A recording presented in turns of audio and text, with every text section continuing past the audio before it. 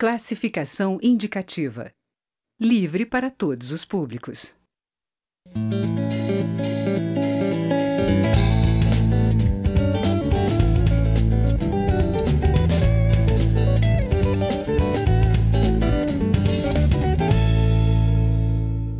Olá!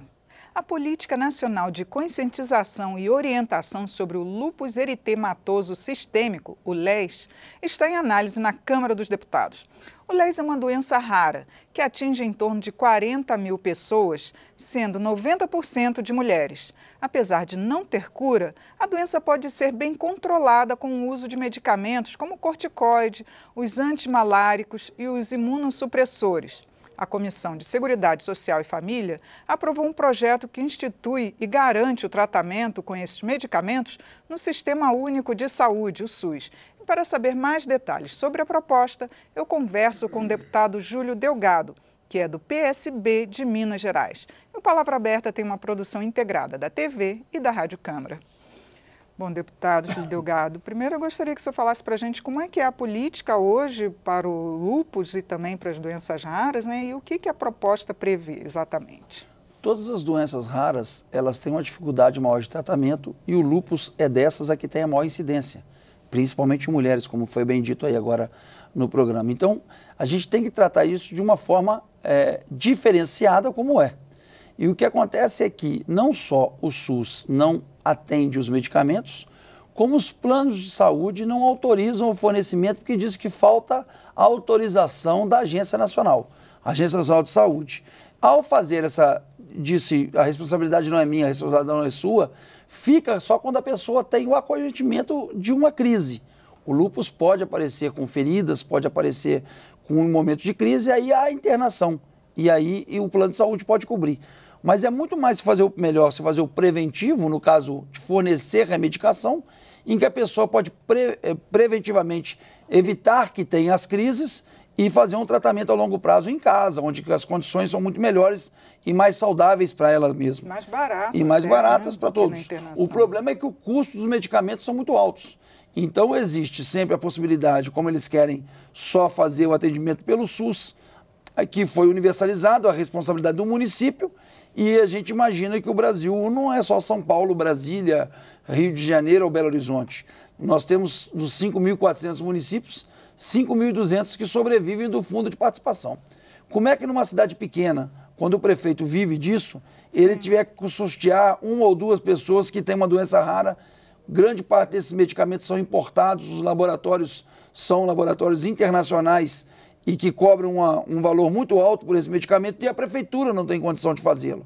Então, se a ANS não autorizar os planos de saúde fornecer e esse tratamento ser feito para as doenças raras, a gente encontra aí uma contradição e uma falta de atendimento de quem está na ponta, né, que é o paciente, que é o cidadão, que precisa de ter uma melhor atenção. O município, hoje, mesmo com a lei que nós estamos querendo aprovar, da deputada Laura Carneiro, o projeto de autorização deste medicamento, e ele está pronto para a pauta, mesmo com isso é importante ter o compartilhamento das responsabilidades, ou uma autorização da ANS, para que os planos de saúde não só façam o atendimento ambulatorial ou de internação, que eles possam também custear e ajudar no fornecimento dessa medicação. E por que a ANS não vem autorizando os planos de saúde?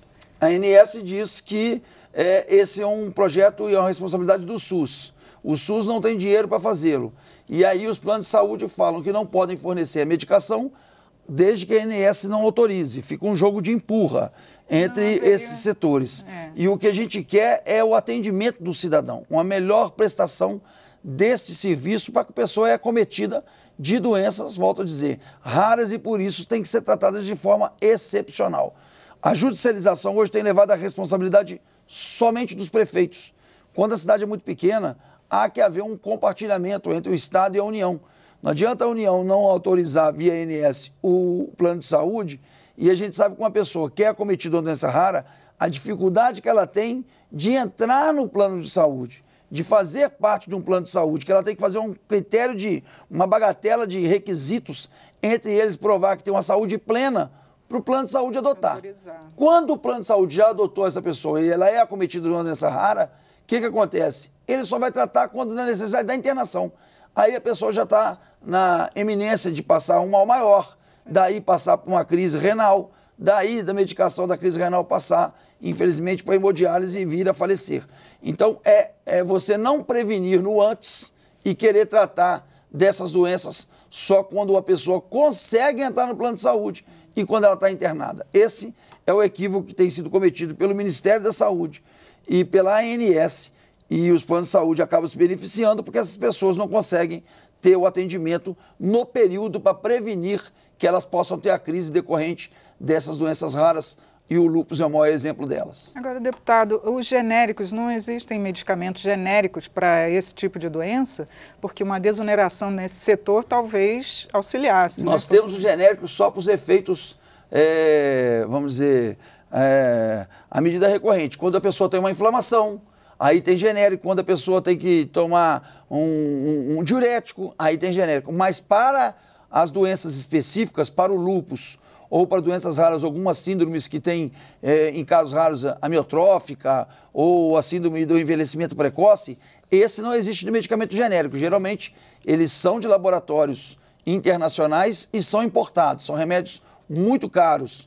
E a pessoa, o cidadão, que é a grande média do brasileiro, não tem condições de arcar com esse tratamento para preventivamente não ter que ir a um hospital na internação, quando aí sim ele vai precisar de um diurético, de um anti-inflamatório, de um redutor de pressão, e esses medicamentos genéricos aí sim existem. Agora, já houve um debate aqui na Câmara para falar sobre os planos de saúde, a participação dos planos de saúde.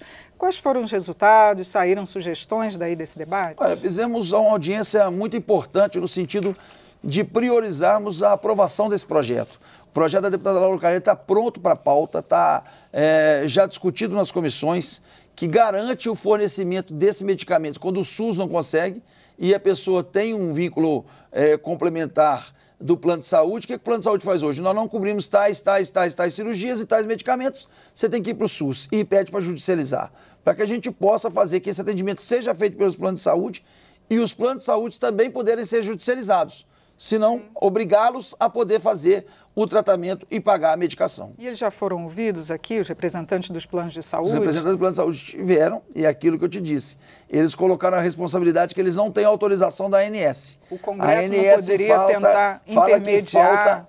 A ANS fala que falta a legislação. Sim. E o que nós estamos querendo é, no meio que nós discutimos tantas coisas, inclusive aí, no momento que discutimos uma reforma política com a criação de um fundo bilionário, a gente faltar um pouquinho de recurso para a saúde, que é tão necessário. Acho que a gente tem que priorizar as nossas ações e fazer o atendimento na ponta onde está o cidadão. Eu tenho dito para alguns colegas parlamentares aqui, na discussão da reforma, e aqueles que defendem a criação desse fundo, que o ano que vem nas eleições, quando eles forem se apresentar ou levar um material para um determinado eleitor, e esse eleitor vai falar assim, poxa, mas esse santinho que você está me dando, essa jornal que você está me dando, custou o tratamento do meu filho que eu não pude fazer. Porque nós vamos estar tirando dinheiro de áreas essenciais para colocar recursos para campanhas eleitorais que têm que ser cada vez mais reduzidos. Essa é a distorção do que nós vivemos. E como campanha eleitoral envolve os parlamentares estão aqui para votar esses projetos, neste momento é prioritário para eles votar talvez a criação desse fundo, que nós somos contrários.